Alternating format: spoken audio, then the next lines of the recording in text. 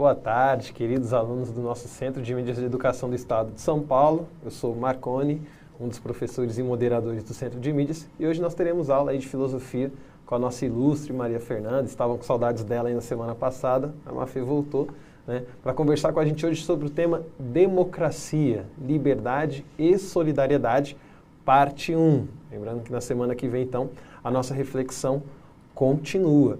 Vamos ver então a habilidade da nossa aula de hoje. Você, professor que está nos acompanhando, que quer já registrar aí a nossa habilidade, nós vamos falar sobre relacionar liberdade à solidariedade, na perspectiva de uma sociedade democrática. Então, qual que é a relação que a liberdade tem com essa perspectiva, com essa ideia, com esse valor que é a solidariedade, que a Fernanda vai explorar para a gente ao decorrer da nossa aula, isso dentro de um contexto democrático. Em outros contextos, a liberdade e a solidariedade pode ter uma outra ideia. E em que conteúdo se insere esta habilidade? Em 3 concepções de liberdade: libertarismo, determinismo e dialética. Fê, muito bem-vinda, saudades de vocês. Você foi muito bem representada aí pela Márcia, mas sentimos tua falta. Eu tenho certeza de que sim. Obrigada, Marconi. É um prazer também poder estar de volta. Que gostoso poder estar com todos vocês. Estudantes, sejam muito, muito bem-vindos. Eu os saúdo com muita honra, com muita alegria. Todos os professores também, que sempre colaboram muitíssimo com a gente no chat e fazendo o trabalho na lida diária com os alunos. Então, eu saúdo vocês também com muita honra. Sejam muito bem-vindos. Então, como o Marconi já cantou a bola para a gente, hoje nós vamos conversar sobre solidariedade dentro de uma perspectiva da história da filosofia. E então, é assim, para a gente começar, tudo que existe no mundo, a gente já sabe um pouquinho. Pode ser bem pouquinho, mas a gente já sabe, porque as nossas vivências diárias nos ensinam bastante coisa. E certamente vocês já carregam dentro de vocês uma ideia que pode ainda não ter sido muito refinada, muito sofisticada, mas certamente vocês já carregam com vocês uma ideia do que seja solidariedade. E eu gostaria muito de poder saber qual é essa ideia que vocês já têm sobre isso. Por isso que eu vou colocar aí na tela para vocês uma breve pergunta que diz assim: o que você acha que significa solidariedade? Eu acho que 1 minutinho é legal, né, Marconi, para a gente escolher as respostas. Tá mão de vaca hoje, hein? Mão de vaca. Tá, vamos de 2 minutos então, e a gente já se encontra, pessoal. Tá difícil.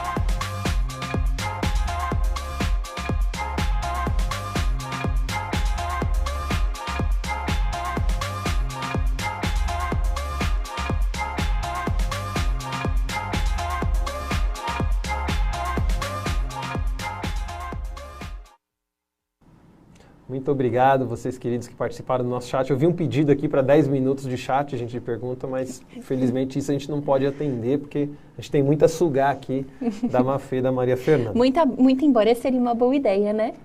Com certeza. A gente poderia discutir bastante aí, aprofundar essas questões. Mas quem sabe a gente não tem outras oportunidades, né, galera? Vamos lá. Nós tivemos, Fê, a participação da Cauane, que falou que solidariedade é fazer o bem ao próximo, né? A Gabriele trouxe a ideia do pensar e agir em prol do próximo. Então, solidariedade é quando eu faço algo em função do outro, né? Ela não limitou essa questão de fazer o bem, é agir em função do outro. Nós tivemos aí o trend topping do nosso chat aqui, que foi ajudar o próximo, choveu ajudar o próximo aqui. A Miriam, ela trouxe uma questão interessante, que ela colocou a ideia da ajuda ao próximo, independente de etnia, religião. Então, ela trouxe essa questão também de você não condicionar a ajuda a alguém que... Essa ideia de próximo, né? Às vezes a gente acaba limitando a ajuda legal, aos nossos pares, fundamental, né? Isso, o Maurício trouxe, por fim, a ideia de... Eu acho que significa ajudar o ser humano que precisa. Então, a gente é solidário com quem necessita. Quem não precisa, você não seja solidário. Tá? De acordo com o Maurício. Maurício. E a Aira, desculpa se não é esse o nome, ela falou da empatia. Legal. Então, assim, tá bem dentro do que, de uma forma ou de outra, eu esperava, né, que viessem essas respostas. Muito embora a gente tenha tido algumas respostas que vão por um outro caminho, na maior parte do tempo, quando questionados a respeito de solidariedade, vocês quase instintivamente vão para uma resposta que nos leva a pensar assim, em ajudar o próximo, ajudar quem necessita. Esse próximo é interessante, porque ele apareceu diversas vezes, mas a Miriam chegou, né? Acho que foi, desculpe se não foi, chegou até a dizer, conceituar esse próximo. Esse próximo, ele é qualquer um, ele não pode ser condicionado pela etnia, pela cor da pele, pelo lugar de onde veio, né? Então, isso é super interessante. E foi uma provocação que eu fiz, porque eu esperava que vocês me respondessem exatamente da maneira como vocês me responderam, vinculando a solidariedade com a ajuda ao próximo. E aí, essa armadilha que eu criei para vocês, na verdade, seria assim, uma espécie de pontapé inicial para convidá-los a vir conosco pensar a solidariedade de uma outra forma, sob um outro viés, que de alguma maneira ultrapassa essa maneira que comumente a gente relaciona com a solidariedade, como sinônimo de ajuda ao próximo, ajuda ao necessitado, né? Enfim, vamos tentar juntos, através da mobilização de um viés, uma vertente teórica bem específica, vamos tentar juntos pensar em uma outra possibilidade de conceituar solidariedade. Então, e qual é esse viés teórico que eu quero convidá-los a explorar comigo? Se chama teoria crítica. O que nós vamos fazer hoje, então, é conversar um pouquinho sobre como a teoria crítica entende trabalha a solidariedade. Para contar para vocês, então, a teoria crítica vai aí na tela para vocês. Ela está vinculada historicamente ao Instituto de Pesquisa Social. Ele foi presidido por um autor chamado Max Horkheimer durante os anos 1930 até 1958.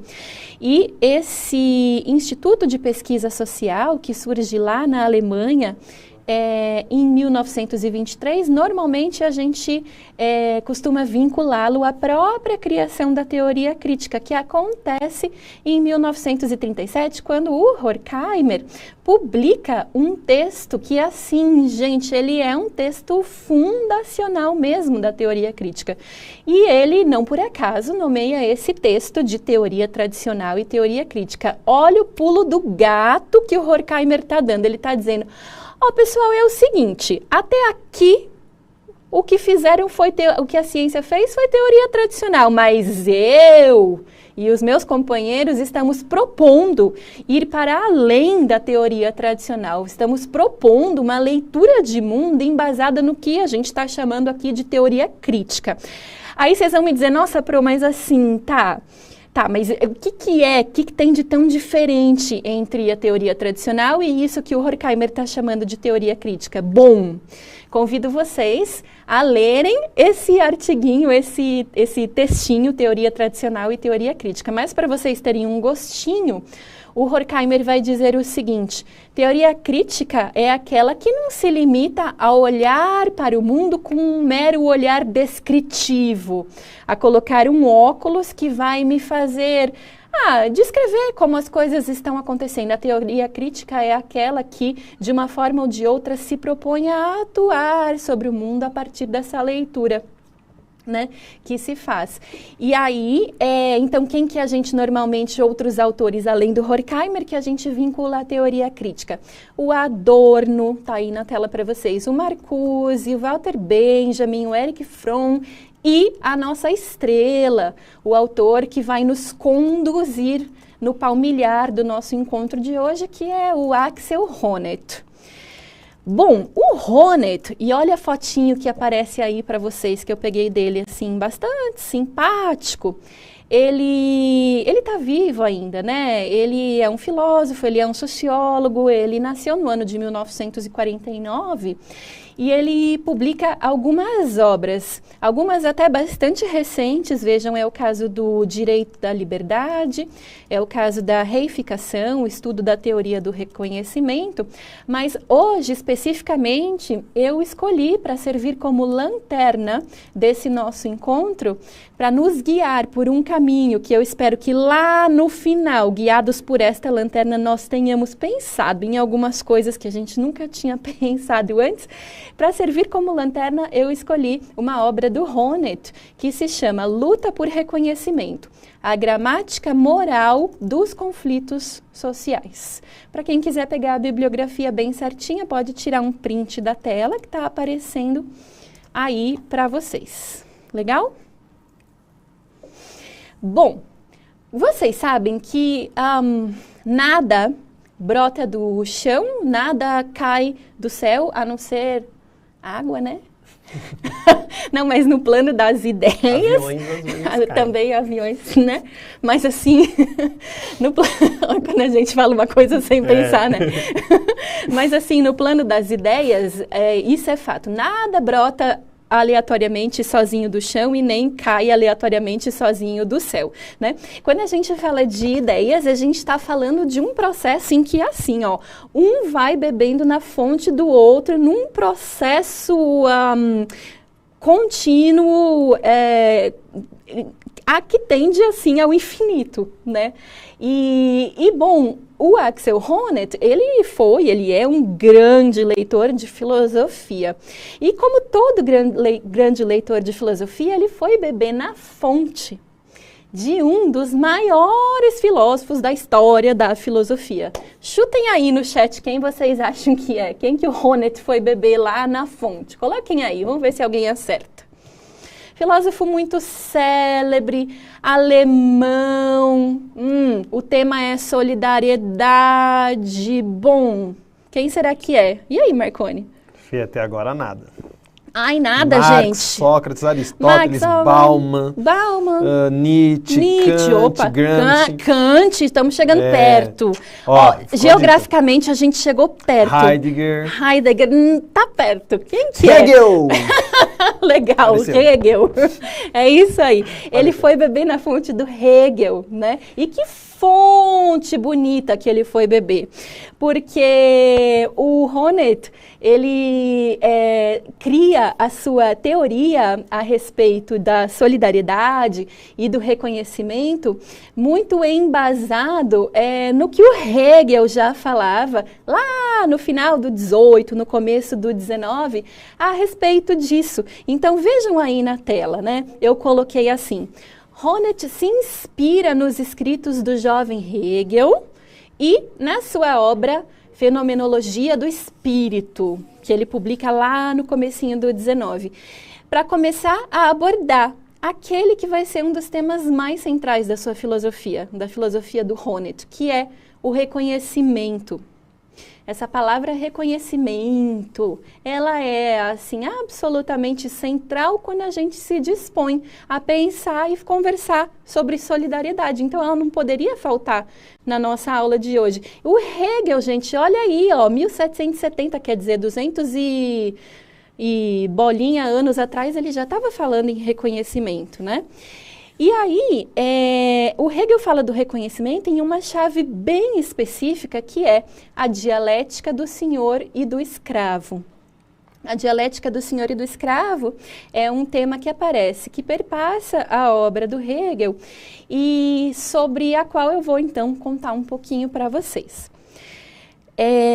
O Hegel diz o seguinte: imaginemos uma situação em que nós temos, de um lado, um homem que é muito abastado, ele é um possuidor de grandes fortunas, ele é um proprietário de grandes terras e, bem, por ser um possuidor de grandes fortunas e etc., ele considera que ele tem o direito de possuir um escravo. Muito bem. Este escravo que esse homem possui faz todo tipo de trabalho que é necessário para que o senhor se mantenha vivo. Pensem comigo, ó. O senhor que tem um escravo, ele sabe plantar? Não, porque quem sabe plantar é o escravo. Bom, ele sabe arar a terra? Não, porque quem sabe arar a terra é o escravo. Ele sabe colher e separar os frutos bons dos frutos maus para poder se alimentar? Não, porque quem sabe fazer isso é o escravo. Bom, esse senhor sabe cozinhar? Não, quem faz é... Então, vocês estão percebendo que, assim, é uma relação muito diferente, muito estranha que o senhor e o escravo mantêm entre si. E quando eu falo de senhor e de escravo, eu estou falando de figuras, assim, ideais que a gente pode conceber na nossa cabeça. Eu não estou falando de nenhum senhor e de nenhum escravo específico. Eu estou falando enquanto figuras que existem, né, no nosso imaginário. Então, quer dizer, olha que interessante que o Hegel está percebendo. Ó, o senhor é dono do escravo. Então, tecnicamente, o senhor seria livre e o escravo seria preso. Só que o senhor não sabe fazer nada, porque tudo ele delegou para o escravo. Então, na verdade, o senhor é mais preso ao escravo do que o escravo é preso ao senhor. Porque o senhor depende de tudo do escravo para sobreviver. Estão pegando a dialética do senhor e do escravo que o Hegel vai delineando na obra dele? Então, ele está dizendo o seguinte, sabe o que acontece? Nessa dialética muito maluca que se estabelece entre o senhor e o escravo, entra em jogo um troço chamado reconhecimento, que é o seguinte: o senhor reconhece aquele outro indivíduo como escravo e, portanto, não possuidor de nenhum direito e etc. Enquanto que o escravo reconhece este outro homem como o senhor e, portanto, possuidor de seu corpo, sua mente, sua vida e etc. Tudo aqui nesse contexto, é uma questão de reconhecimento. Daí o Honneth lê essa dialética do senhor escravo, ele pira, ele fala, nossa, reconhecimento é a chave para pensar um montão de coisa, inclusive para pensar a solidariedade, que é um tema que me interessa tanto, diz o Honneth, né? Eu acho que ele pensou isso, né? E aí o Honneth vai dizer o seguinte, bom, como que eu posso, então, entender o mundo através das ideias do reconhecimento, da teoria do reconhecimento, que já haviam sido plantadas lá atrás pelo Hegel? Se bem que, à parte, parênteses, fazemos justiça histórica, né? Porque o Hegel plantou tantas sementes de ideias, tantas. Essa que a gente está falando é só uma. Ela germinou na figura do Axel Honneth. Outras ideias germinaram nas figuras de outros autores e de outras, né, concepções. Então, só para fazer a justiça histórica ao Hegel, né? E aí, o Honneth, ele diz o seguinte, tá bom, vamos lá então, vamos pensar. O que é reconhecimento? Vou pôr na tela para vocês. Reconhecimento é uma luta constante, né? ele diz, a formação de quem a gente é está intimamente ligada à pressuposição do reconhecimento recíproco, ou seja, é um caminho de mão dupla, vai e volta, certo? Entre dois sujeitos como agentes e indivíduos autônomos. Então, quero dizer, da mesma forma como eu agora estou olhando para vocês através dessa tela e entendendo que cada um de vocês que está aqui conosco, comigo, com o professor Marconi, cada um de vocês, eu os reconheço a todos e a cada um como um indivíduo, como um agente, um indivíduo autônomo. Certo? Uma pessoa única, singular, dotada de determinadas capacidades, determinadas limitações, determinadas ideias e concepções sobre o mundo, certo? Da mesma forma como eu espero que cada um de vocês que está aqui comigo também olhe para mim, olhe para o professor Marconi e nos reconheça enquanto indivíduos autônomos. E que temos, portanto, as nossas capacidades, limitações, ideias, experiências e etc. Tudo aquilo que nos configura enquanto sujeitos, né? Bom, o que a gente espera, então, quando a gente vive em sociedade é que sejamos reconhecidos, certo? Aí vai na tela para vocês.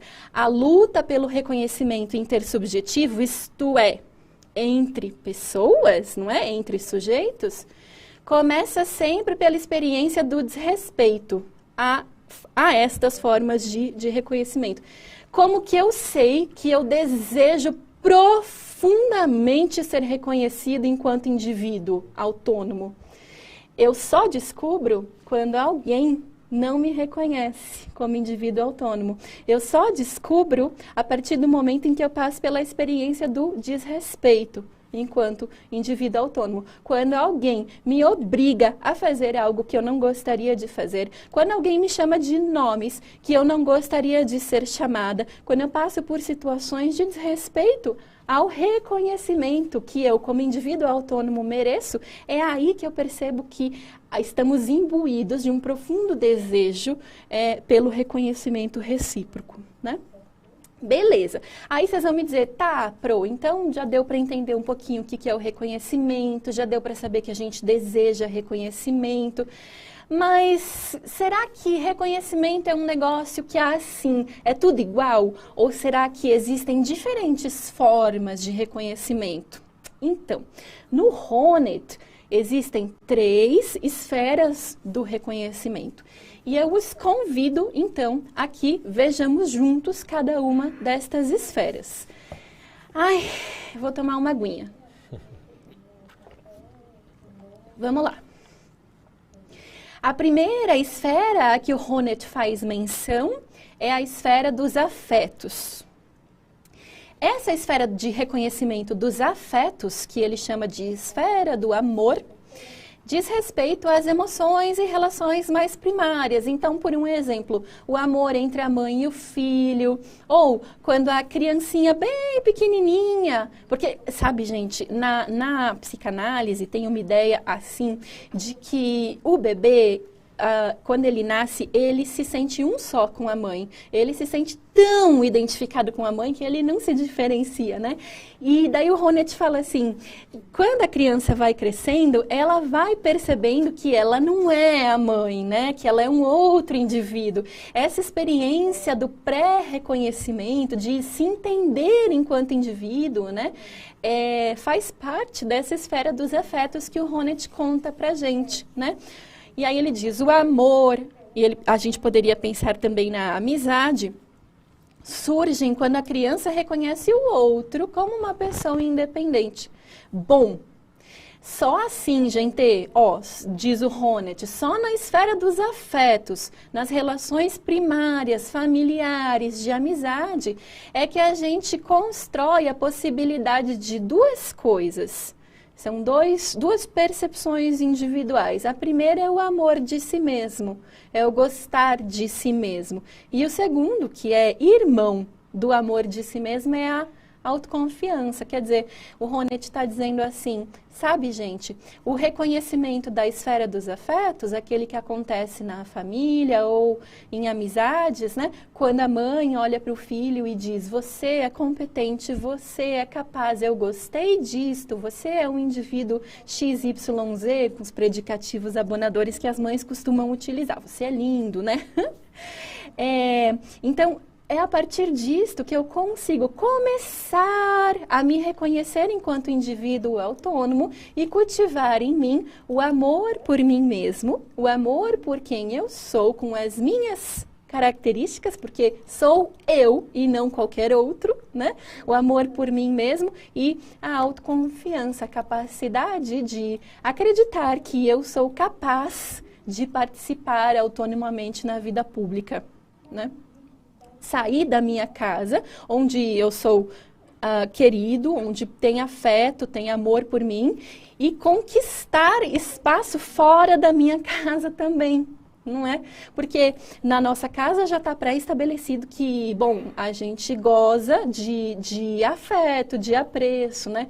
Mas só que, gente, para a gente sair da nossa casa, ir para a esfera pública, ir para o mundo do trabalho, ir para o mundo da política, enfim, a gente precisa ter o amor de si mesmo e a autoconfiança. A gente precisa ter reconhecimento na esfera dos afetos, que vem da família e vem dos amigos.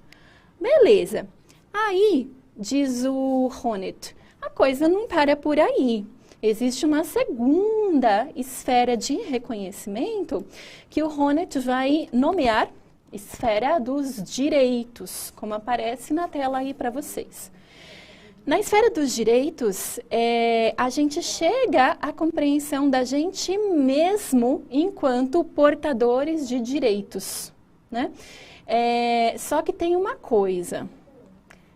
É impossível, é indissociável chegar à conclusão de que eu sou um sujeito de direitos e que devo ser reconhecido como um sujeito de direitos sem chegar necessariamente à conclusão de que o outro também deve ser reconhecido como uma pessoa de direitos. Por quê? Diz o Honneth, olha, esse reconhecimento tem que ser aplicado a todos os sujeitos igualmente na mesma medida. Se eu espero que o Estado, a justiça, os indivíduos me reconheçam enquanto um indivíduo portador de direitos, ora, eu tenho que partir da premissa de que todos os outros também são indivíduos portadores de direitos, certo? E na modernidade, diz o Honneth, é que a gente começa a ter essas ideias, essas concepções, né, dos sujeitos enquanto indivíduos portadores de direitos. Daí, para quem se interessar por essa temática, eu indicaria que fizesse uma pequena busca, uma pequena investigação a respeito da ideia de um filósofo italiano chamado Norberto Bobbio. Olha, o nome dele está dentro dessa nuvenzinha que eu pus no slide. O Bobbio fala na modernidade como a era dos direitos. É a primeira vez que a gente entende que todos nós devemos ser tratados como indivíduos iguais perante a lei, né? Pelo menos perante a lei. Porque, bom, na prática, muitas vezes não é isto que a gente observa, mas para tentar garantir a prática, tem que começar na instância jurídica, no reconhecimento na instância jurídica. Isso é fundamental. Quer dizer, como é que eu posso pensar, sequer conceber a possibilidade de garantir uma sociedade mais ou menos igualitária, em que todos gozem dos mesmos direitos, se esses direitos nem estão previstos na Constituição, nas leis, nas normas, né? Muito embora fazer constar direitos na Constituição, nas leis e nas normas não garanta que esses direitos sejam respeitados na prática, gente, se eles não constarem lá, daí que a gente não garante mesmo, estão entendendo? Então, a segunda esfera do reconhecimento no Honneth é a dos direitos. E aí, caminhando, então, para a última das esferas, que é a que mais precisamente nos interessa hoje aqui no nosso encontro, eu queria contar um pouquinho para vocês a respeito do que o Honneth nomeou de esfera da estima social. Olha que interessante, né? Porque ele faz, assim, uma vinculação, um casamento entre o termo estima social e o termo solidariedade. Quase como se estivessem, assim, equiparados, quase como se fossem sinônimos. E isso ajuda a gente a compreender um pouco melhor o que o Honneth está chamando de esfera do reconhecimento social, da estima social, e por que a estima social está irmanada com a solidariedade, né? Vamos lá. O que é estima social segundo o pensamento do Honneth? Ele diz assim, olha, além das experiências de dedicação afetiva que a gente tem lá na nossa família, tão lembrados da esfera do amor, a esfera dos afetos, né? Além também das experiências do reconhecimento jurídico que a gente encontra lá na esfera dos direitos, em que somos reconhecidos como indivíduos autônomos, portadores de direito, além dessas duas esferas, tem que haver uma terceira. E essa terceira é muito importante, porque ela carrega em si a possibilidade da construção de uma sociedade solidária. O que é solidariedade para o Honneth? Vejam lá. É a relação em que os sujeitos se estimam. Se estimar significa se apreciar, se respeitar, valorar-se um ao outro, né? Então, é a relação em que os sujeitos se estimam reciprocamente. E reciprocamente voltou. Quer dizer, sempre no Honneth, uma via de mão dupla. O reconhecimento, como já era lá no Hegel, o reconhecimento ele é intersubjetivo e ele tem que ser recíproco, né? Senão a gente cai lá na dialética do senhor e do escravo. Quer dizer, o escravo reconhece o senhor enquanto uma posição hierarquicamente superior, né? Mas o senhor não reconhece o escravo enquanto um indivíduo, né? Senão a gente cai nisso de novo, né? Então, para não cair nisso de novo, é que a gente tem que compreender como é que lá o Honneth apresenta para a gente o conceito de solidariedade.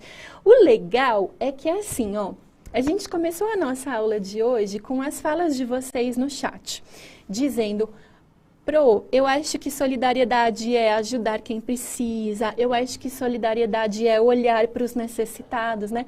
E agora a gente está vendo uma concepção de solidariedade que ultrapassa em grande medida isso que normalmente vem na nossa cabeça quando a gente pensa em solidariedade, porque, nossa, então quer dizer, o Honneth está dizendo para a gente que solidariedade é muito mais do que isso.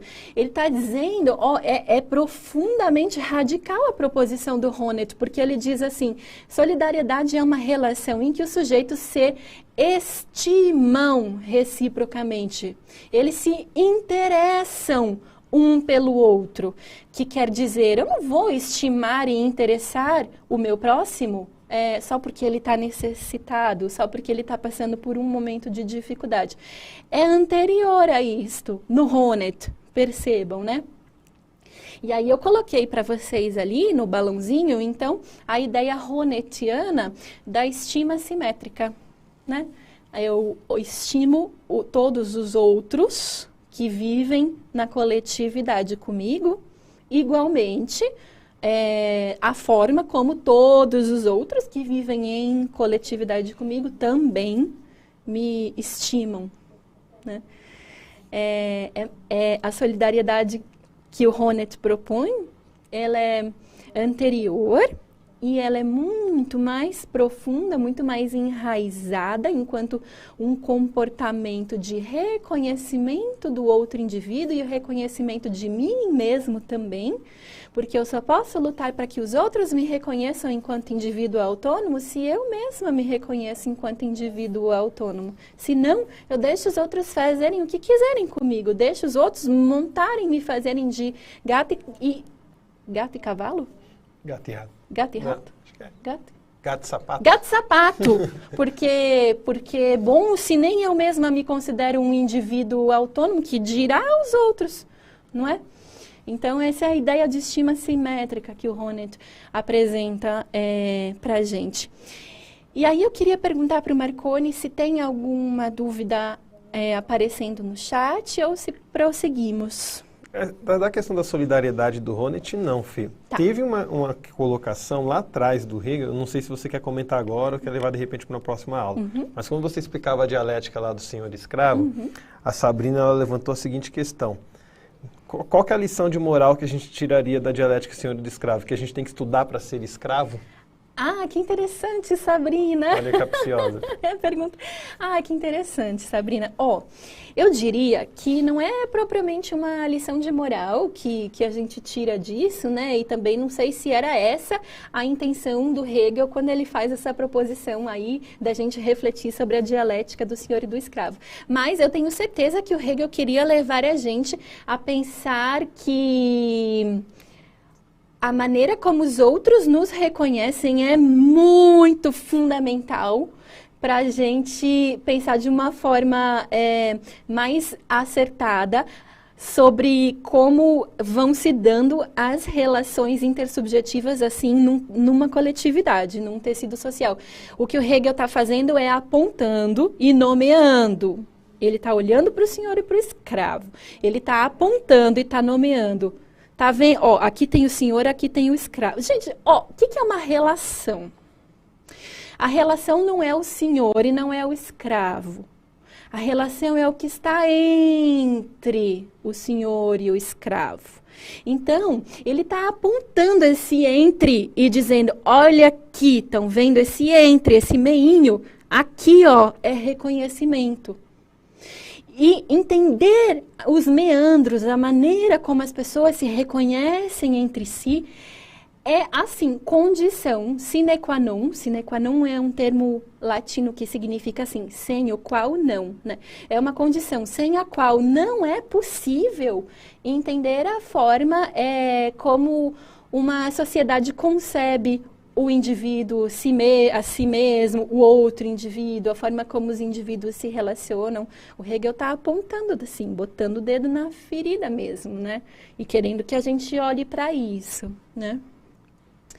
Eu não sei se eu respondi, Obrigado, tentei, desculpe se não consegui assim responder exatamente como você queria, eu tentei.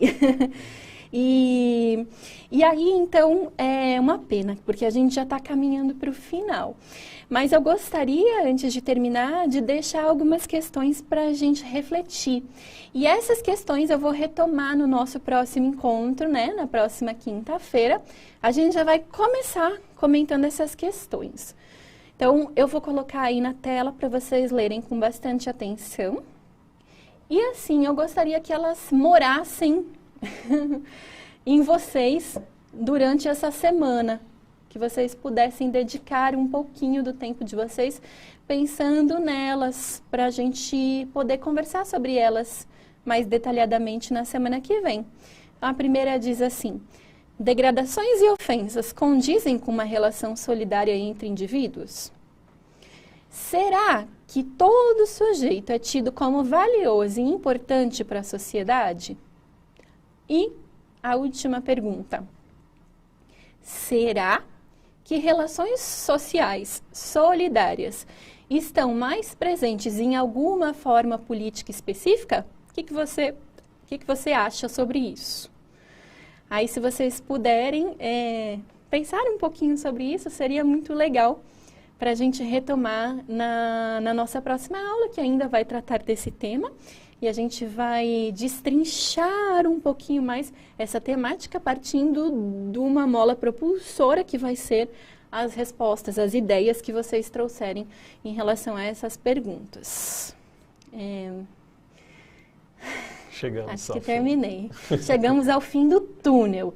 Não sei se chegamos de uma forma legal, só que eu espero que sim. Ah, com certeza, Fê.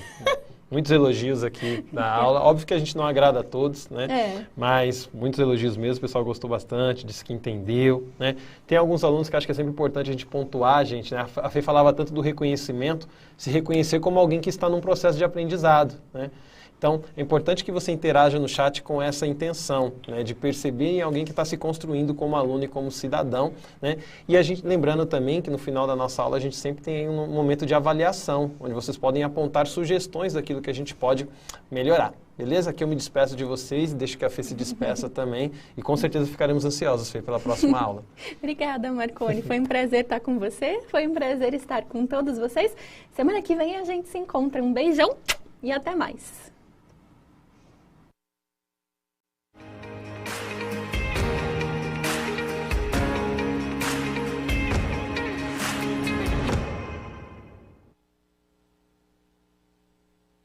E aí, eu sou a Lia, do canal Lia Freitas, e hoje eu tô aqui a convite do Novotec para falar um pouquinho dessa novidade, que é o Novotec Expresso. Como muitos de vocês já sabem, eu faço ensino médio na ETEC, mas hoje eu vou falar do Novotec Expresso, que qualquer estudante do ensino médio pode participar, e sem vestibulinho, não é ótimo? Uau! Então se liga, o Novotec Expresso está de volta e com as inscrições abertas. Você não sabe o que é Novotec Expresso? Bom, o Novotec Expresso é uma modalidade do Novotec, que oferece cursos de qualificação profissional de forma gratuita. Nesse momento, o Expresso precisou se adaptar, e eu vou te contar as novidades. São 11 cursos de curta duração no formato de aulas semipresenciais, ou seja, terão aulas online ao vivo e também alguns encontros presenciais. São cursos que duram cerca de 3 meses, oferecidos pelas ETECs e FATECs do Centro Paula Souza. E no final, você tem um certificado garantido. Produção multimídia, fonética básica... as aulas online serão pela plataforma Microsoft Teams. Já os encontros presenciais vão seguir todos os protocolos de segurança e saúde, claro. Se você quiser saber mais, é só entrar no site do Novotec. Corre lá para fazer sua inscrição, tá esperando o quê? Tchauzinho!